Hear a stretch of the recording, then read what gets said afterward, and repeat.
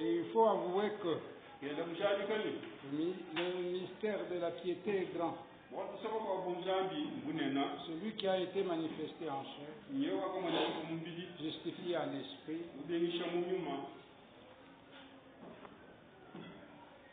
apparu aux anges, a été prêché parmi les nations, a été cru dans le monde, a été élevé dans la gloire. Nous dirons aussi Apocalypse chapitre 10. Verset 7e. Mais qu'au jour de la voix du 7e ange, quand il s'apprêterait à sonner de la trompette, alors le mystère de Dieu s'accomplirait, comme il en avait annoncé la bonne nouvelle à ses serviteurs, les prophètes. Et Dieu ajoute la bénédiction à la lecture de sa parole. Fais Jean prier pour nous.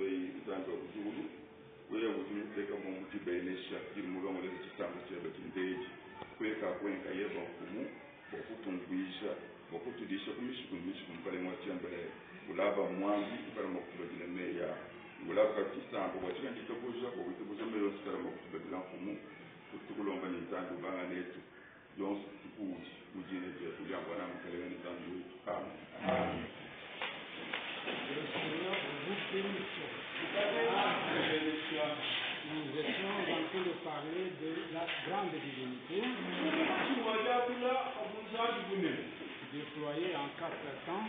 Et nous étions déjà à la 4e étape. C'est dans le 21 février 2024.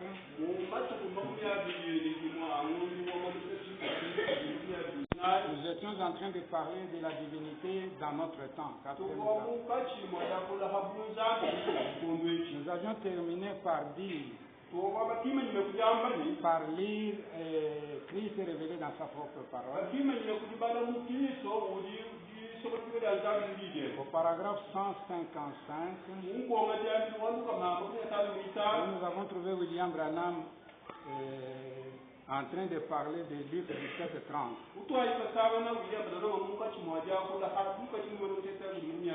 Branham a déclaré: le réveil est terminé. Et il nous a exhorté de rester avec Dieu. Comme le réveil est terminé, alors il n'y a pas d'un autre réveil nulle part. Si c'est ce qui est en train d'arriver. Alors comme Luc 17:30 est accompli, vous savez que du temps de Sodome, quand cet ange est apparu à Sodome, à Abraham, ils étaient en marche pour aller voir les péchés de Sodome. Et après cette visite-là, il n'y a pas un autre événement qui est arrivé. Si ce n'est brûler Sodome. C'est pourquoi Frère Branham croit dans cet événement, dans la bombe atomique. Alors c'est pourquoi il nous a dit tout ce que l'épouse doit faire, c'est d'être attachée à Dieu. Il a dit, comme le réveil est accompli, est terminé, il nous a dit gardez la parole. Dieu est la parole. Attachez-vous à la parole. Détachez-vous de tout le système du monde. Et il nous a dit, parce que maintenant, s'attacher à la parole, établir des stabilisateurs dans votre bateau. Lorsque les stabilisateurs sont établis dans votre bateau, vous n'allez pas craindre toutes les vagues qui vont frapper votre bateau. Branham a dit, il y a de grosses vagues. Il y a de grosses vagues redoutables qui nous attendent. Maintenant, il n'y a rien d'autre que des vagues. Branham dit, trop de tempêtes, des bombes atomiques, et beaucoup de choses nous attendent. Mais lorsque vous avez installé votre stabilisateur, mais lorsque vous vous êtes approché à la parole de Dieu, ne craignez rien.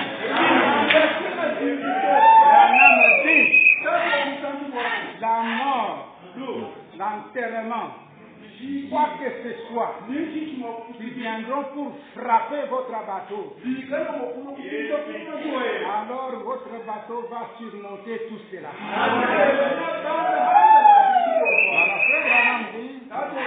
Vous savez pourquoi le bateau va surmonter les crêtes de tous ces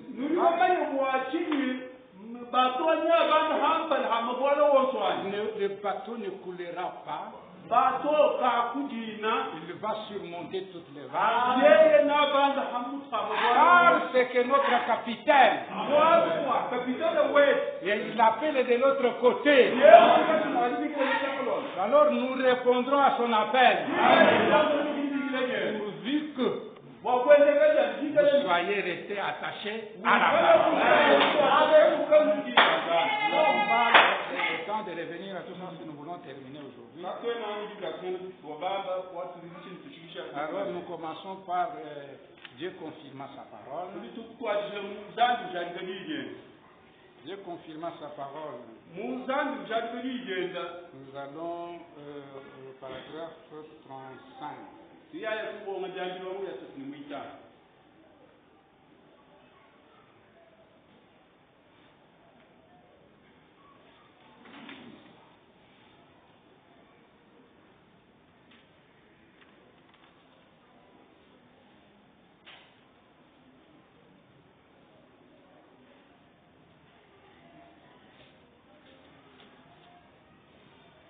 Paragraphe 236, excusez.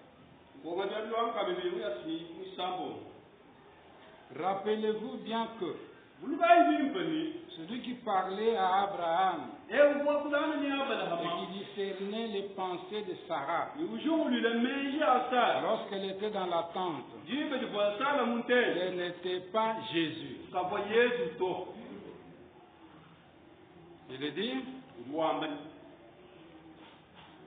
ce n'était pas Jésus parce que Jésus n'était pas encore né.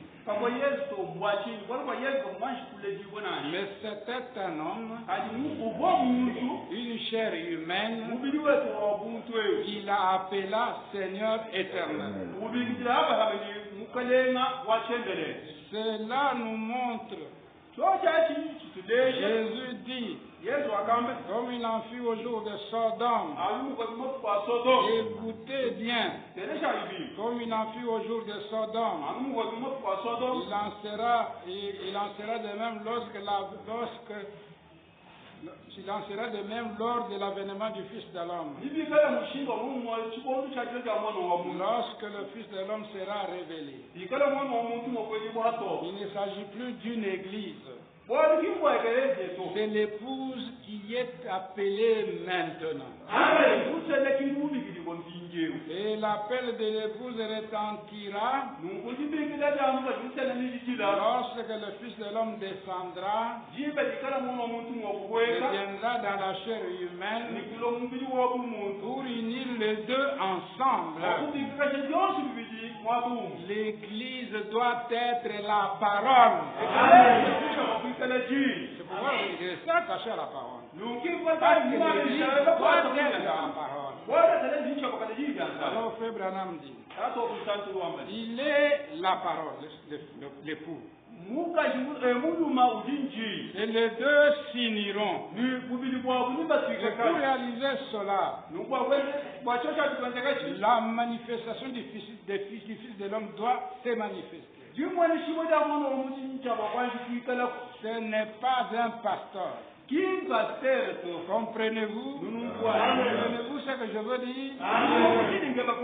Le Fils de l'homme, Jésus-Christ, descendra dans une chair humaine parmi nous.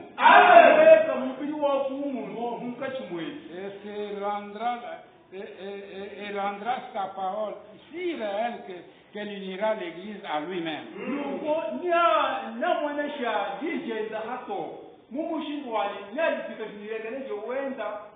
En sorte qu'il ne sera plus qu'un avec l'épouse. Et qu'ils pourront aller à la maison pour le souper de noces. Amen. À ce moment-là, l'époux, à ce moment-là,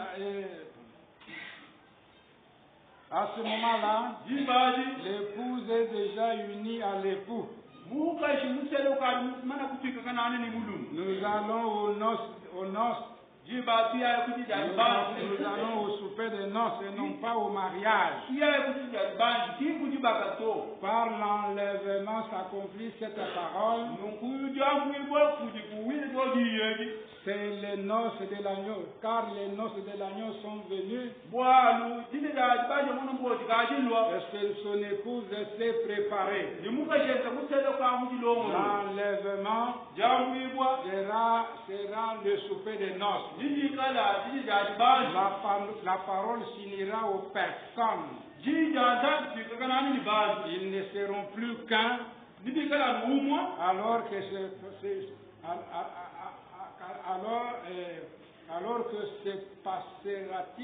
passera-t-il? Le Fils de l'homme est de nouveau manifesté, non pas les théologiens, le Fils de l'homme, la parole et l'Église deviendront un. Alors si vous comprenez qu'il faut nous attacher à la parole, nous devons devenir un avec la parole. Dieu n'enlèvera que la parole. Si vous n'êtes pas la parole, préparez-vous maintenant. Détachez-vous de tous les autres liens. Ils ne peuvent pas vous permettre de rejoindre votre époux. Parce que l'époux est déjà la parole. Alors nous aussi nous devons être la parole. Pour que nous puissions participer à ce grand événement appelé l'enlèvement. Dans l'église, l'étroite est la porte. Nous allons prendre le paragraphe 56. Or, lorsqu'Abraham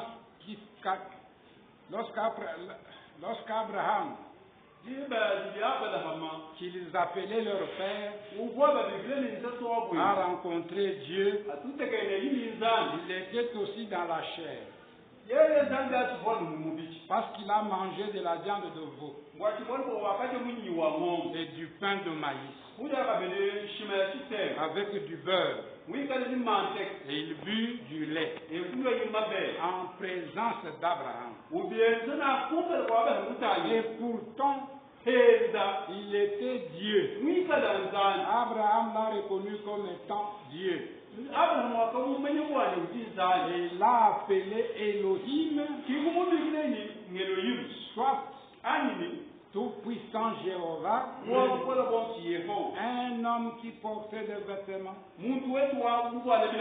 avec de la poussière sur son corps, qui était assis à l'ombre d'un arbre, qui a mangé de la viande, qui a bu du lait. Puis ces Juifs-là froids, au cœur cruel, égoïste, propre, juste, ne pouvaient croire qu'il fut le Fils de Dieu.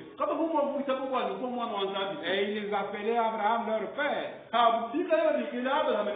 Et il était en train de leur dire qu'il faisait les mêmes choses dans sa chair que Dieu avait fait dans une autre chair lorsqu'il a rencontré leur père Abraham. Et Abraham avait cru, mais eux ne pouvaient pas le croire. Ça, c'est Jésus reprochant aux Juifs.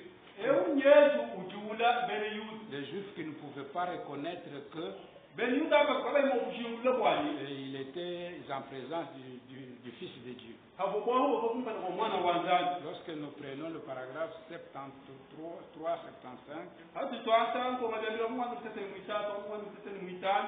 William Branham ajoute.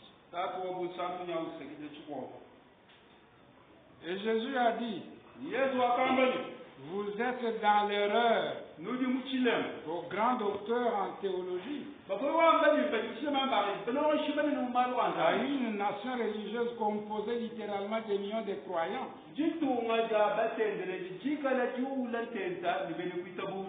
Des millions. Il a dit, vous êtes dans l'erreur, parce que vous ne connaissez ni les Écritures ni la puissance de Dieu. À une génération comme celle-là, formée d'hommes qui avaient reçu une solide formation, des érudits ayant grandi dans l'église, Lorsqu'un enfant naissait, il était la propriété de l'Église. Vous devriez être un Israélite. 8 jours après la naissance, c'était la circoncision. Et vous étiez israélite dès le départ. Et le sacerdoce revenait aux Lévites. Ils avaient été formés pendant des centaines d'années dans les Écritures. Cependant, Jésus a dit, vous êtes dans l'erreur, parce que vous ne connaissez ni les Écritures, ni la puissance de Dieu. Ils les connaissaient d'après leur propre livre d'études. Ils les connaissaient d'après leur catéchisme, d'après leur propre théologie.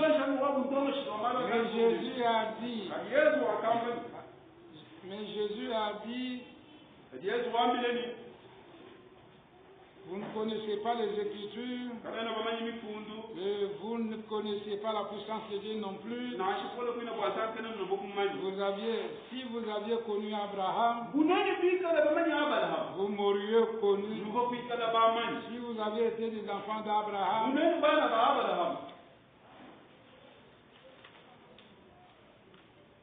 vous me connaîtriez parce que Abraham s'est réjoui quand il a vu mon jour, car il l'avait vu à l'avance. Lorsque Jésus était devant eux, dans un corps de chair, et que j'ai accompli ceci, il a su que c'était moi. Et il m'a appelé Elohim. Et voici que j'ai fait la même chose devant vous. Et vous m'appelez Belzéboul. Oh, disait-il, nous avons Abraham pour père. Vous appelez Abraham votre père. Nous ne pouvons pas aller plus loin parce que nous n'avons pas assez de temps. Alors nous prendrons la puissance de Dieu pour transformer. Ici, nous prenons d'abord le paragraphe 58. Nous sommes à la page 11.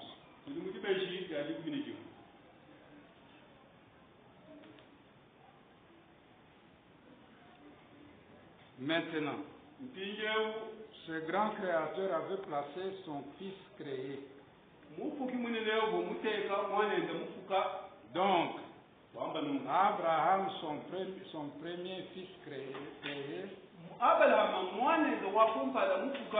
et Jésus était son seul fils engendré. Vous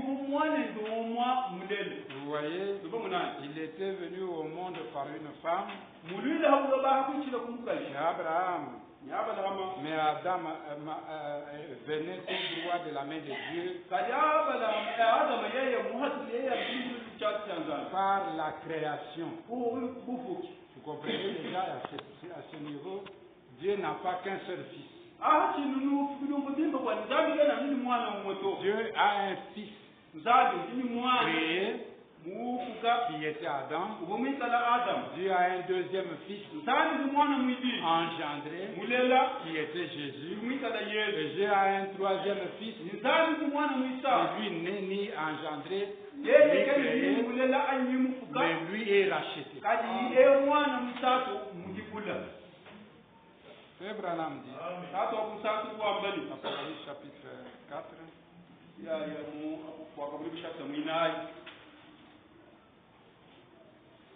paragraphe 120.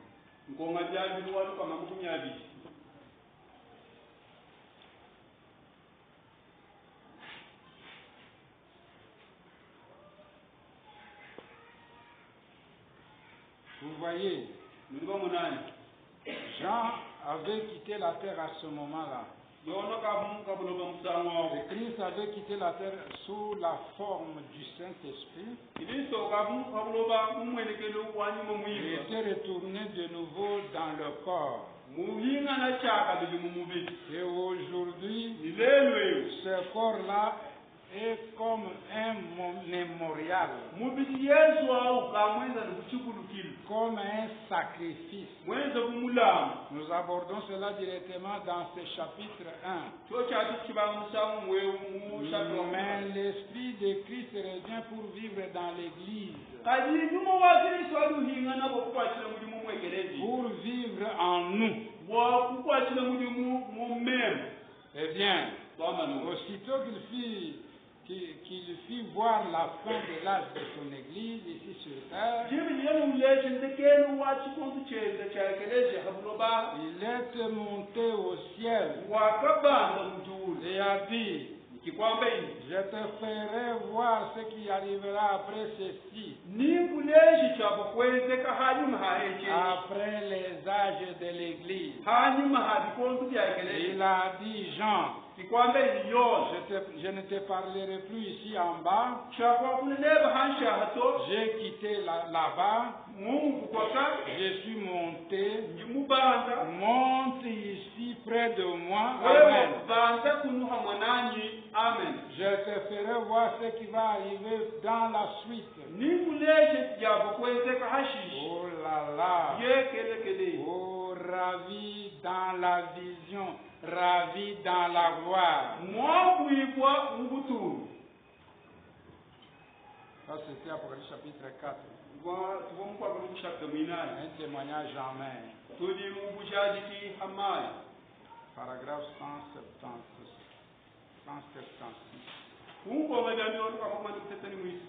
Maintenant, combien d'enseignants ici savent qu'il est maintenant même souverain sacrificateur,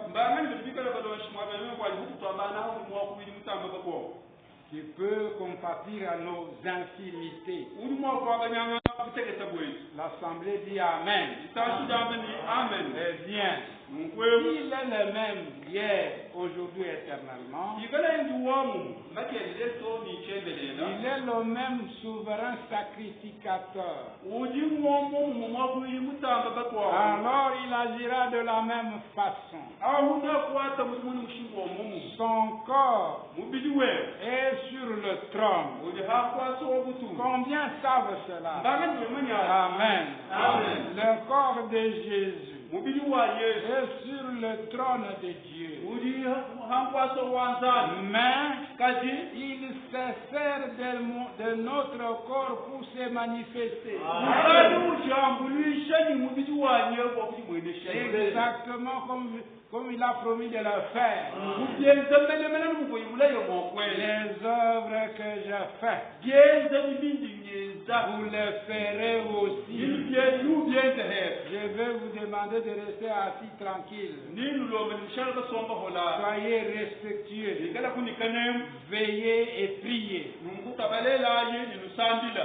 Ce qui m'intéresse, il se sert de mon corps. Si vous continuez, vous allez commencer, vous allez voir que c'est vraiment en train de discerner, en train de...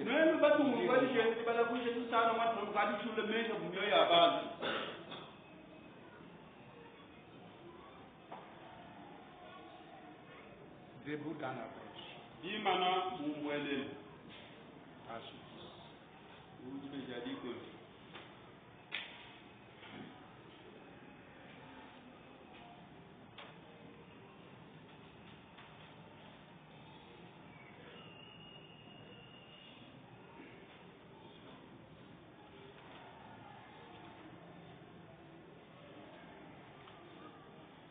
Paragraphe 58.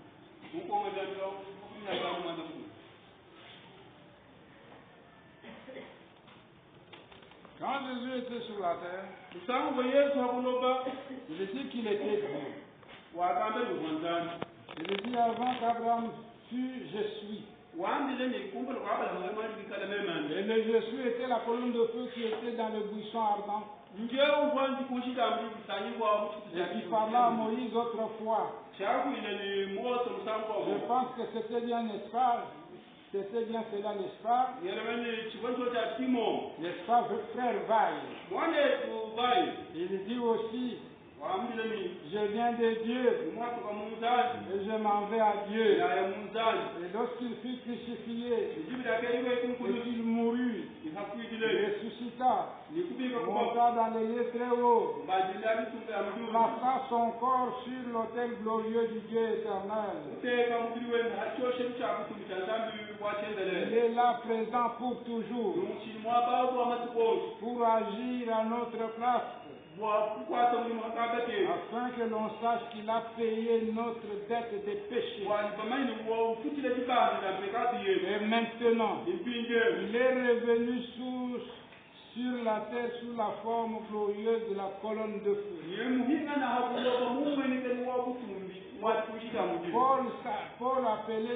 Paul s'appelait Saul. Avant d'être appelé Paul, il était en route vers Damas pour arrêter les gens. Des gens qui criaient, qui faisaient trop de bruit, qui prêchaient l'évangile contrairement aux traditions de son église. Lorsqu'il était en route, à peu près à l'heure où il est maintenant, il fut frappé par une grande lumière. Étant juif, vous savez qu'une colonne de feu qui avait conduit le peuple d'Israël, et voici qu'il se trouvait devant elle. C'est pourquoi il s'écria, Seigneur. Et dans nos versions anglaises du roi Jacques, le mot Seigneur, écrit de Saint Paul, est écrit en majuscule. Et quiconque connaît cette tradition, il sait que cela signifie que dans ces cas, Seigneur est la traduction de Elohim. Dieu Tout-Puissant, qui a créé les cieux et la terre. Le Seigneur de Genèse 1. Or, Paul n'aurait jamais appelé ainsi une illusion d'optique ou quelque chose qui n'aurait pas.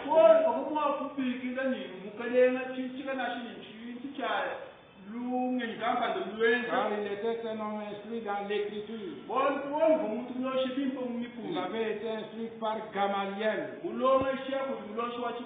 grand docteur de son temps. Il n'aurait pas appelé cette vision Seigneur. Il n'avait pas été sûr qu'il s'agissait bien de Jéhovah. Et il dit, qui es-tu, Seigneur? Je crée la soif, vous pouvez continuer la lecture à la maison.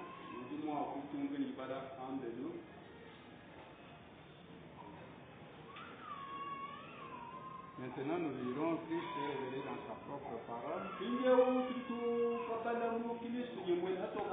Non, Christ est le mystère de Dieu révélé. Nous prendrons le paragraphe, la page 55.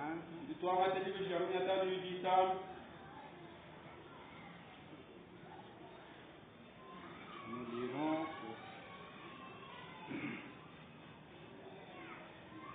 le dernier paragraphe de la page. Et nous lirons jusqu'à la page 56. Le deuxième, jusqu'au deuxième paragraphe. 50.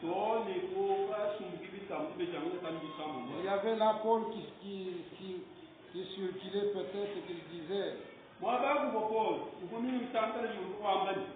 Si j'attrape cette bande,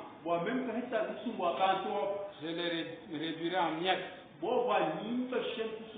Parce que je suis docteur Stoll. J'ai grandi au pied de Gamaliel.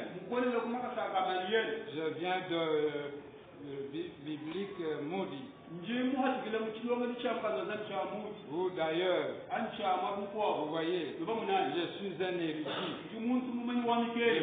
Je sais de quoi je parle. Je vais réduire cette bande exaltée en miettes. Je vous le dis, grand Saint-Père, accordez-moi simplement la permission de me rendre là-bas. J'arrêterai chacun de ces faiseurs de bruit. Toute cette affaire de guérison divine, nous y mettrons fin. Il met cela dans sa poche et il dit,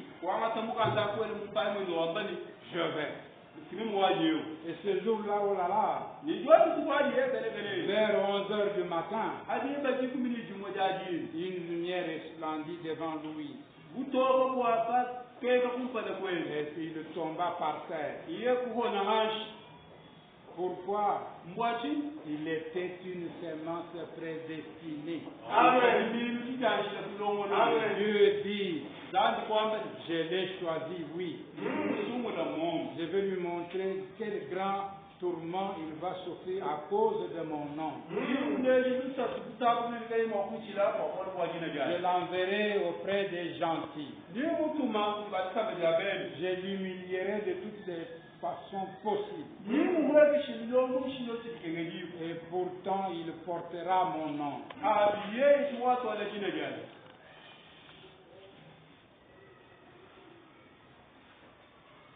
L'accusation.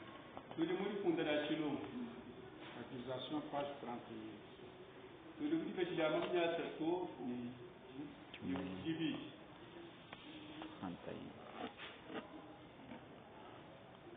Laissez-moi chercher l'ancienne version. Je vais lire.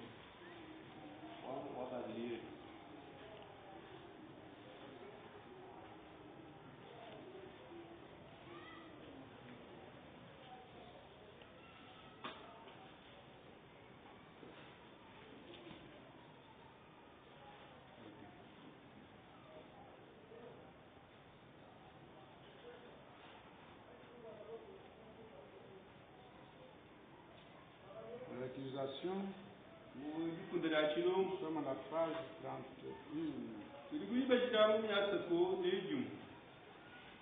au paragraphe 2. Ils font la même chose aujourd'hui. Ils renient et crucifient le même Dieu parce qu'ils ne le reconnaissent pas.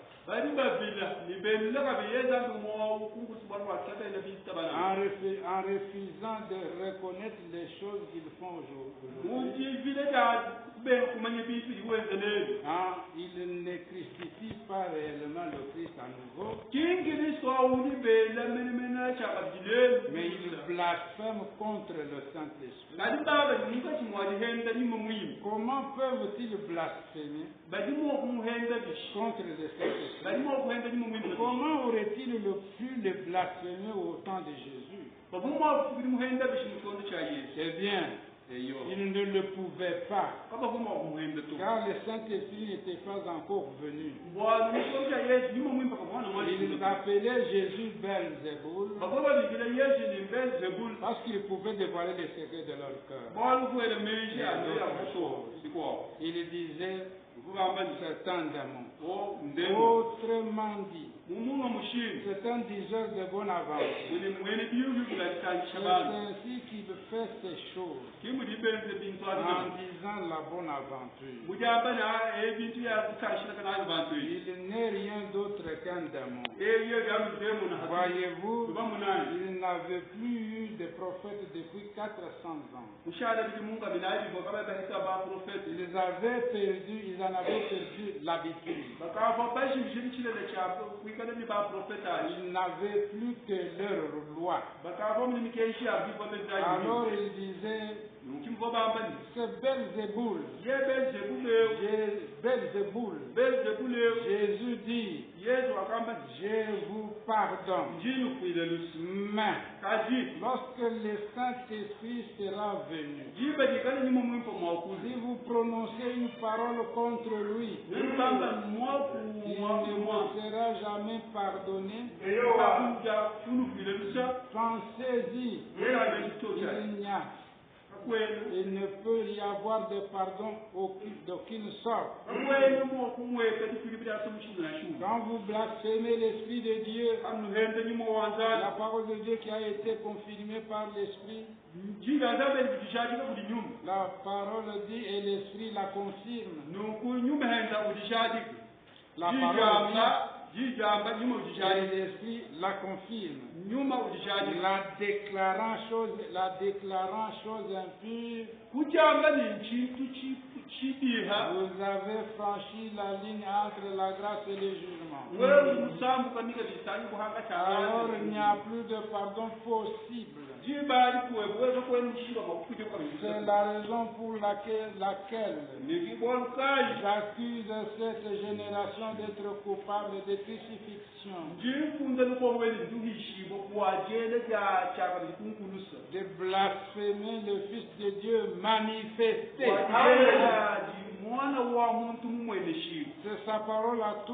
C'est sa parole à tous les prophètes. Christ lui-même sera manifesté dans les derniers jours. Il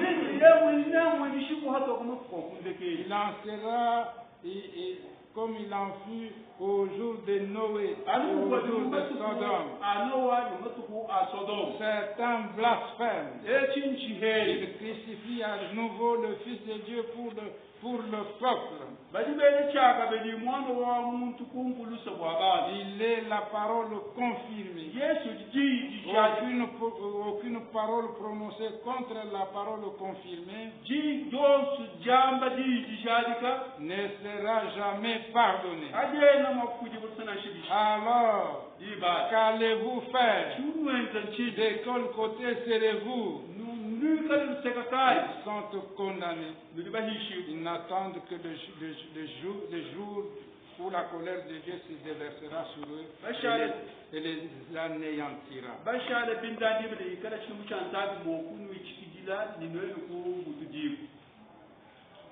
semence des désaccords. Semence des désaccords. Page 100 et paragraphe 112 jusqu'à 116.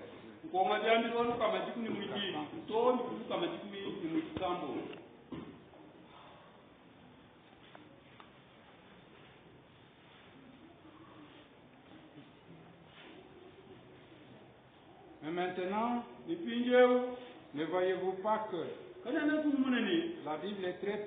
Bible est très précisément la parole de Dieu. Il est le même hier, aujourd'hui et pour toujours. Et nous devenons des tabernacles du Saint-Esprit. Le Saint-Esprit qui est Christ. Vous voyez, voilà la vraie semence. À ce moment-là, si ce vrai Saint-Esprit entre dans la vraie semence, dans la vraie semence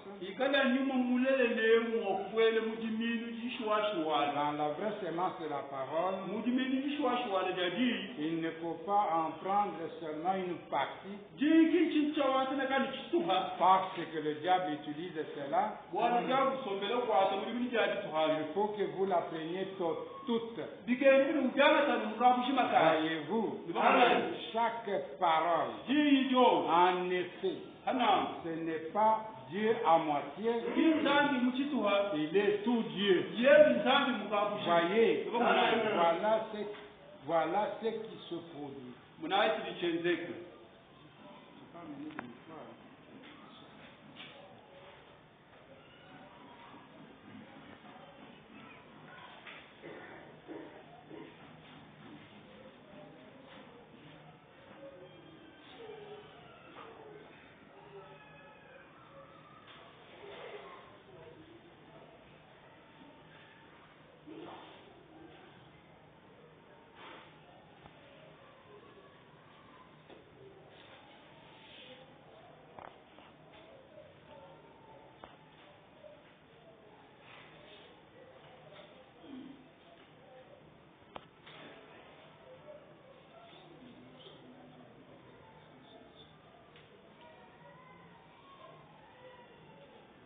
version 115.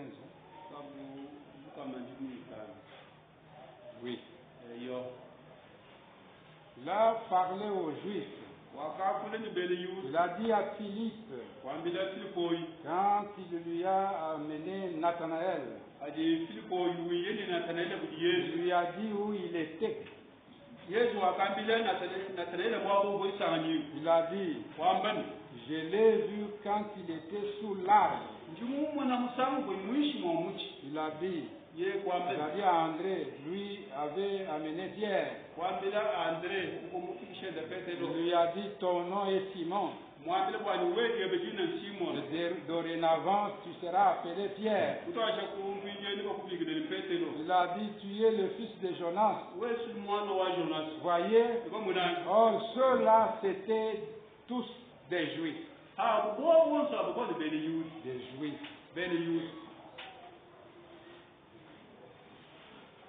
Nous prenons mon fils et le monde dans tous les âges. Je ne me rappelle pas avoir amené ça.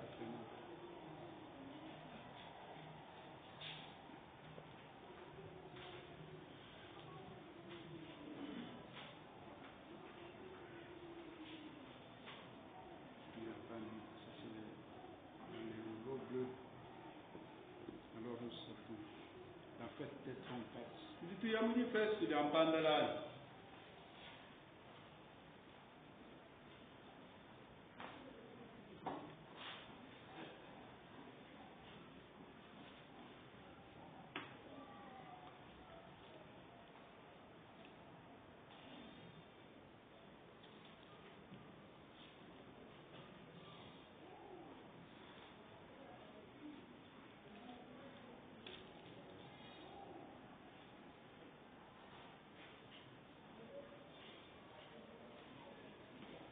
Vous pouvez m'aider ce jour. Justement sur ma table. Fête des trompettes, le seul lieu d'adoration. J'avais entendu, il y en a qui sont ensemble.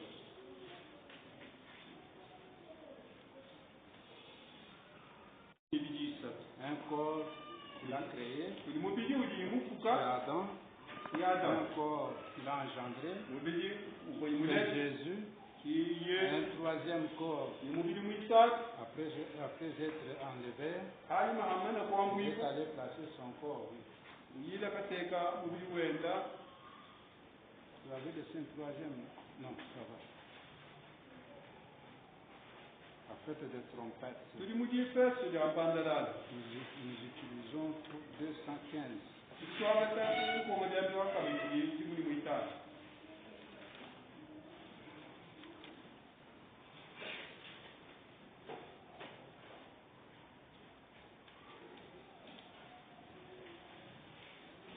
215.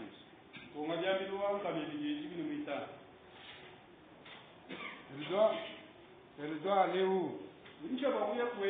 Dans les abîmes. La Bible dit ici que le chef de ces gens-là venait des abîmes. C'était lui leur roi. Il est assis avec une triple couronne. Il rallie les protestants. J'ai entendu un prêtre luthérien dire, l'autre jour il disait, ou un prédicateur luthérien, il disait, eh bien les gens me demandent pourquoi je porte un col.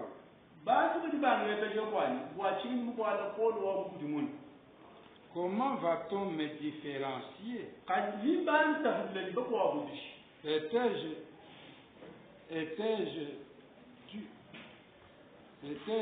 tu là? Un prêtre dit oui. Oui, ça c'était vraiment ridicule, n'est-ce pas? J'ai presque eu envie de vomir. Je suis descendu de l'estrade. Il disait, eh bien, il ne devrait pas y avoir de différence. Si Luther, Martin Luther, entendait ça, il se retournerait dans sa tombe. Et il dirait, hypocrite, vous n'êtes pas dans les rangs avec les liens. Oui, vous voyez. Mais savez-vous où ça en est maintenant? Il n'y a pas de différence. Il y a une différence. Il y a même les différences entre les individus.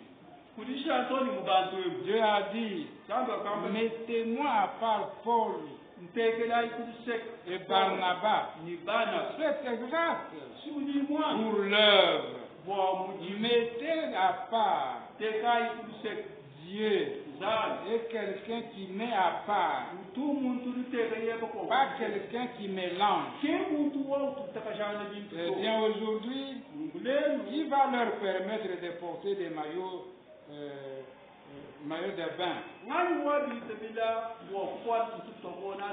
et des shorts et tout le reste, de sortir et de faire quoi, de faire n'importe quoi comme ça.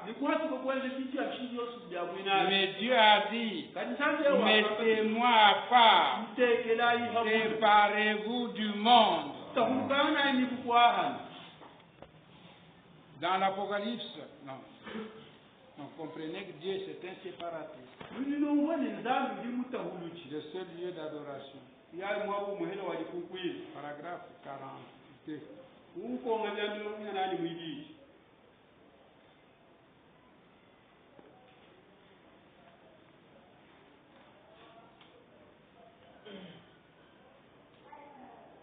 Non, c'est page 42 s'il vous plaît.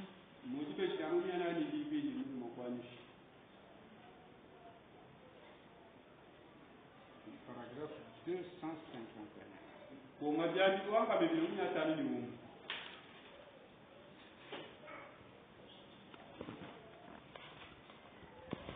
Vous êtes une nouvelle créature. Non pas une dénomination, mais pour la parole. Vous êtes une création de la parole. C'est parce que la pierre angulaire a été posée en... C'est parce que la pierre angulaire a été posée en vous avant la fondation du monde. La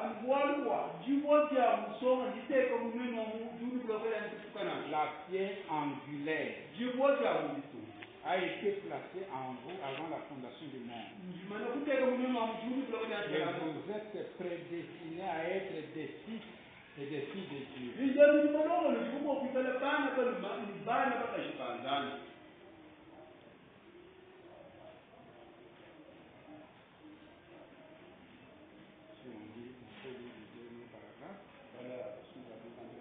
Et là-dessus sont venus s'ajouter pierre sur pierre dans chaque âge, afin de confirmer cette parole qui vient exactement comme Jésus le fit de son temps.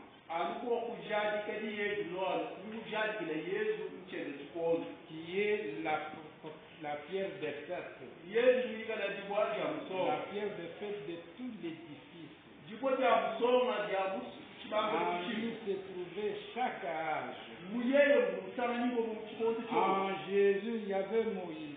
En Jésus, il y avait David. En Jésus, il y avait les prophètes. N'est-ce pas vrai? Considérez Joseph. Il a été vendu pour environ 30 pièces d'argent. Il avait été jeté dans la fosse. On pensait qu'il était mort.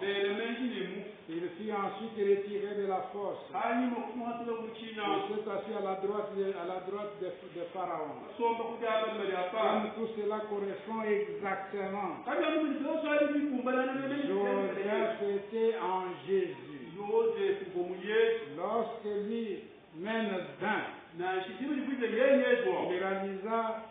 dans la plénitude des rois, ses prophètes, la divinité résidant corporellement en lui. Il est venu pour racheter une épouse, un chef-d'œuvre qui dit à Satan, lorsque Satan dit, les jours des miracles sont passés, il n'y a rien de vrai dans tout cela. Alors Jésus dit, arrière de moi, Satan. Vous voyez, il y a un chef-d'œuvre qui se tient debout et qui monte la garde. Un jour, la pierre de fête viendra. Elle est la tête de tout cela. Elle recevra l'épouse auprès d'elle. Nous savons que la femme a été tirée de l'homme.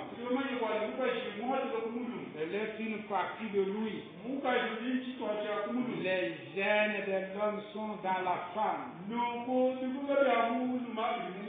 Ce qui constitue la femme. C'est de cette manière que la parole de Dieu est dans l'église, n'est-ce pas? C'est ce qui fait de l'église une épouse. Non pas une dénomination. Et chacune d'elles vient du diable. Chacune des dénominations. Je ne dis pas cela des gens qui y sont. Ce sont des pauvres gens séduits. Comme Jésus l'a montré, les aveugles, conducteurs d'aveugles, il ne pouvait pas les appeler. Et il lui dit, toi qui es né dans le péché, et qui t'a envoyé vers nous, de quelle école sors-tu?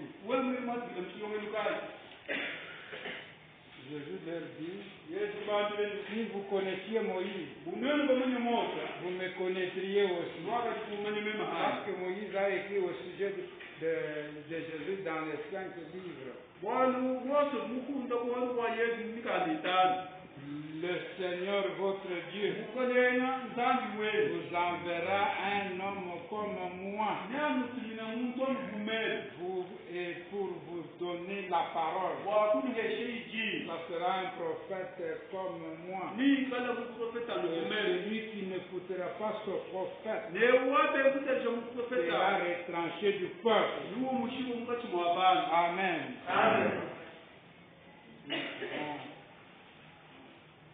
Conclure. Nous prenons Abraham Restauré.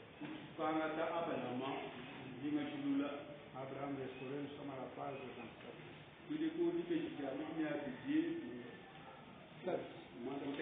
Nous verrons paragraphes 56 et 60. Observez lorsque la colonne de feu fut faite chair. Il habita parmi nous. Comment le trouvons-nous l'autre soir? Que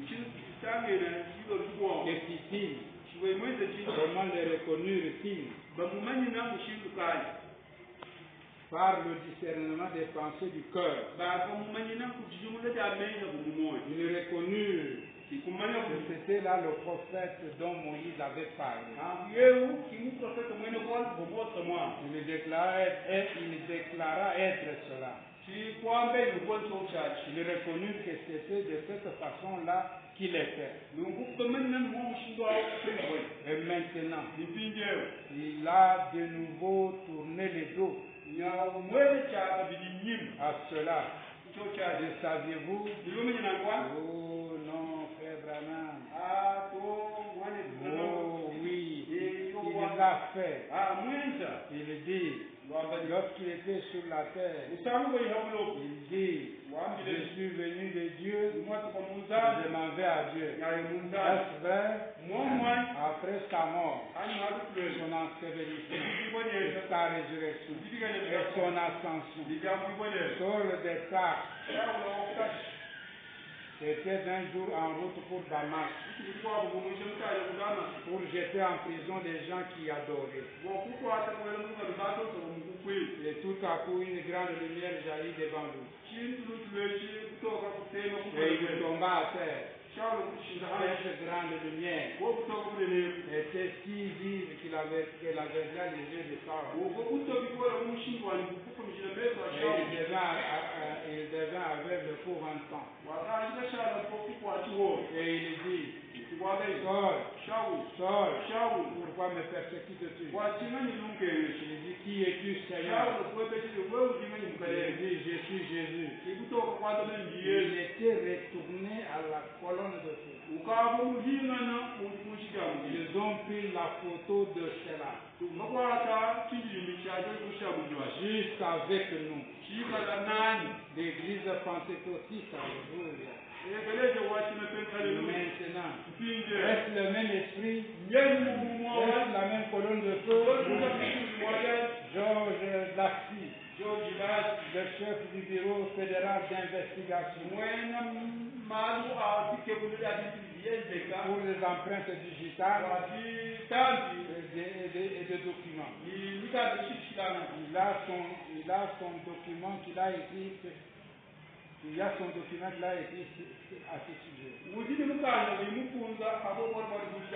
Disant, la lumière a frappé l'objectif. Objectif de l'appareil qui photographie. La lumière a frappé.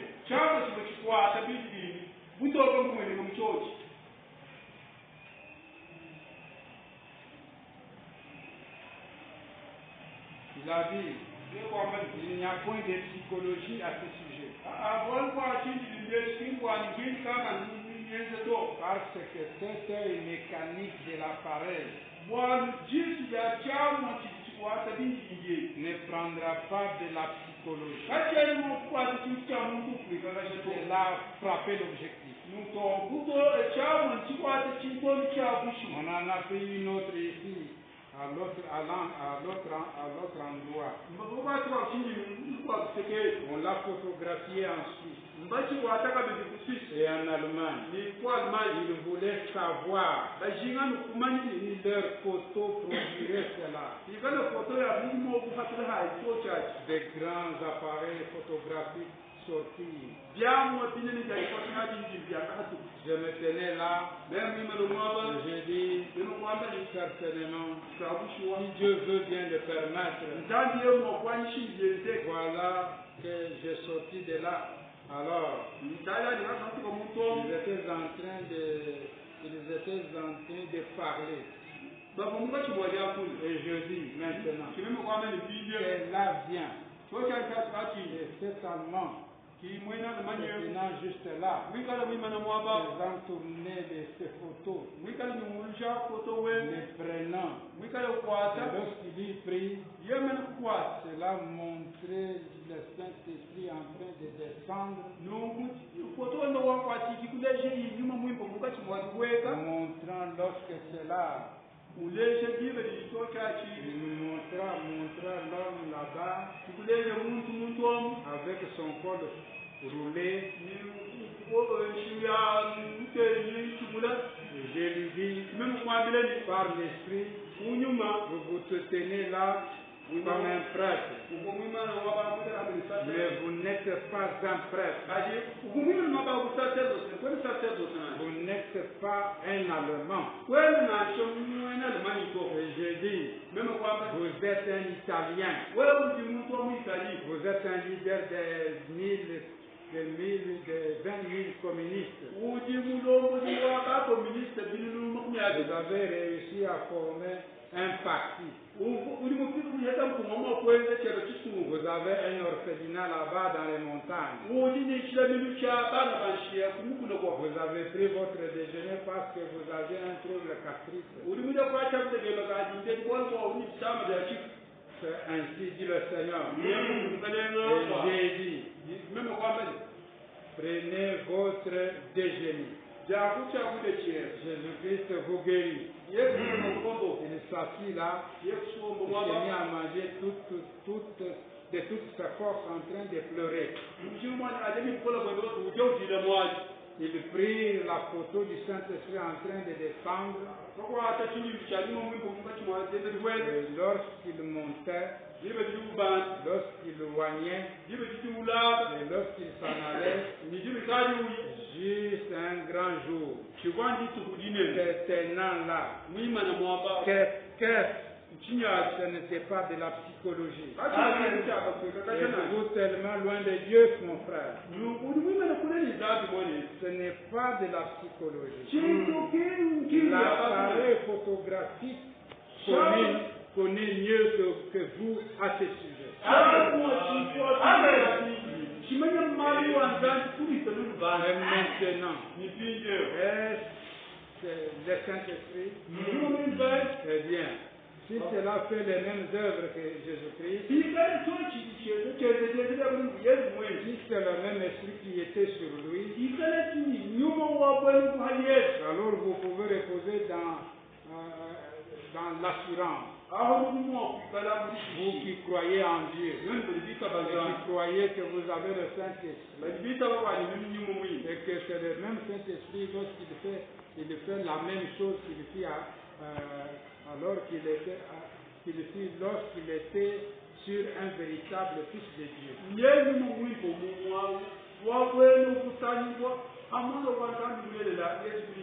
Lorsqu'il vient sur les fils et les filles d'adoption, il fait la même chose qu'il fit là-bas.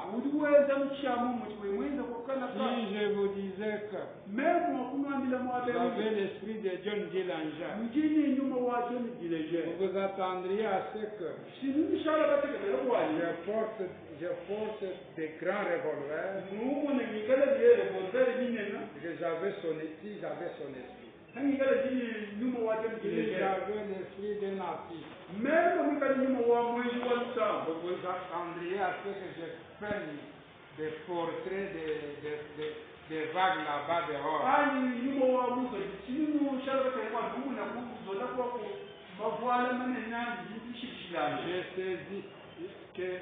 Que je saisisse ces vagues là-bas et les peigne. Si c'est l'esprit d'un artiste, je pourrais le faire. Mais si j'avais l'esprit d'un mécanicien, je pourrais prêter l'oreille au grondissement de cette voiture et vous dire ce qui n'allait pas avec elle. Si je vous disais que j'ai l'esprit de Christ, je dois alors faire les mêmes œuvres de Christ. Si vous ne pouvez pas me croire, mais croire moi, eh bien, vous croyez les œuvres. Et croyez ce que Dieu a envoyé. Croyez que c'est Dieu qui a envoyé cela. Parce que je ne me joins pas à eux, organisation et tout le reste. Vous ne voulez pas croire cela. Pour cette raison, alors, croyez même les œuvres. Croyez les œuvres et soyez sauvés. Amen. Le Très-Haut vous bénisse. Amen.